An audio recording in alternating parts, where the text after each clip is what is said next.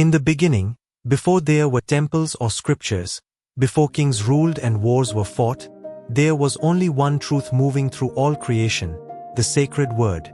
And from that word, everything came to be, the fire, the wind, the stars, the breath of beings, and the pulse of life. It was this word that a woman named Ambhrini felt deep within her soul. Vak, meaning speech or voice, was not just her name. It was her essence. She was the embodiment of divine sound, the living presence of wisdom flowing through all existence. Ambhrini, her lineage, came from the line of seers who were attuned not just to the outer world, but to the inner cosmos, where silence births meaning and sound reveals the hidden. In the sacred verses of the Rig Veda, Vak Ambhrini rose, not in war, not in conflict, but in pure, radiant awareness. She stood not with weapons, but with truth on her tongue.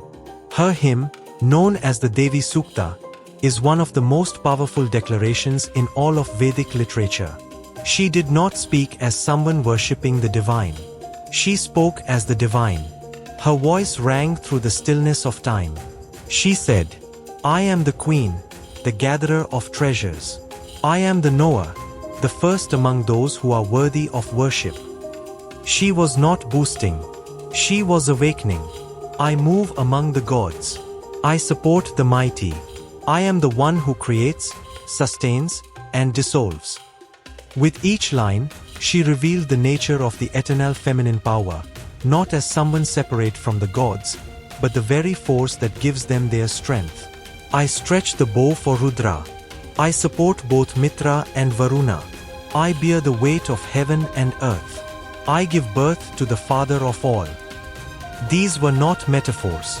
Vak Ambhrini spoke as Shakti, the cosmic energy that dances through all forms, the goddess not only in the sky, but in the self. She was speech that awakened minds, wisdom that lit the hearts of sages, and power that flowed through the universe silently. And then, in a moment of spiritual thunder, she declared, "I am the breath within all beings. I am the voice of the gods. I am the one through whom even the seers speak." She had realized the ultimate truth, that all separation is illusion. The divine is not outside us. It speaks through us. It is us. Vak Ambhrini's hymn is not a praise of any one deity. It is the realization of the self as the divine mother, the source of speech, thought, and power. Her voice became the mantra of liberation, not through rituals, but through recognition. She lived in a time when the voice of women was rarely heard in sacred assemblies. Yet her hymn found its place in the Rig Veda, not by force, but by the power of its truth. Even the gods listened when she spoke. Her words were not remembered because she was famous. They were remembered because they carried the light of direct experience. Sages meditated for lifetimes to feel what Vak Ambhrini felt, the union of self and cosmos, of silence and sound, of the human soul and the eternal. Her contribution lives on in the Vedic tradition, where the word, Vak, is not just language, but a bridge to the divine. Every chant, every mantra, every sacred syllable in the Vedas is an echo of her insight.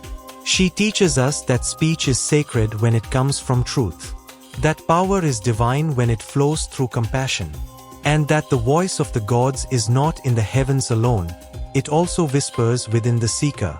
Vak Ambhrini did not just speak. She became the voice. And in that moment, she became immortal, not in body, but in vibration, carried through time in the sacred sound of the universe. In every prayer, in every silence, in every breath, she lives on. In the beginning, before there were temples or scriptures, before kings ruled and wars were fought, there was only one truth moving through all creation, the sacred word. And from that word, everything came to be, the fire, the wind, the stars, the breath of beings, and the pulse of life. It was this word that a woman named Vak Ambhrini felt deep within her soul. Vak, meaning speech or voice,